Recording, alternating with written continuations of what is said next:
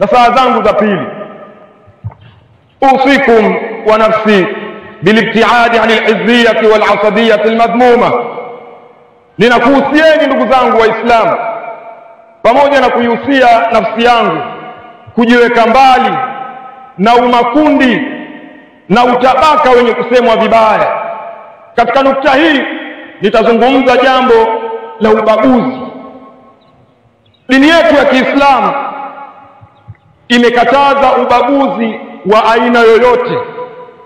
Tumekatazwa kubaguana kwa sababu ya rangi, tumekatazwa kubaguana kwa sababu ya kabila, tumekatazwa kubaguana kwa sababu ya vyama, tumekataza kubaguana kwa sababu yoyote.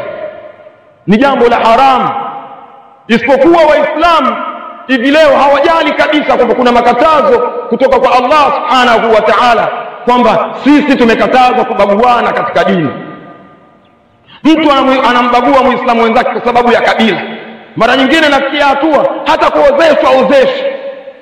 Mtu atatazama huyu kabila gani, anafanana na kabila letu? Hapana, apati mke, potele ambaye atana naye, mdigo mwenzetu yupo, mrangi mwenzetu yupo. Mtu anakoseshwa mke kwa sababu ya kabila lake. Mtu anakoseshwa jambo la maana kwa sababu ya rangi yake. Mambo haya Waislamu natakiwa mfahamu kwamba Mtume alayhi salatu wassalam ameyakataza, tena kwa maneno makali. Alayhi salatu wassalam yaqul da'uha fa innaha muntina. Aliwahi kusema maneno kama hayo Mtume alayhi salatu wassalam, ateni ubaguzi wa Islamu. Huo ubaguzi ni uvundo, jambo ambalo linanuka. Haifai kwa Islamu kubaguana.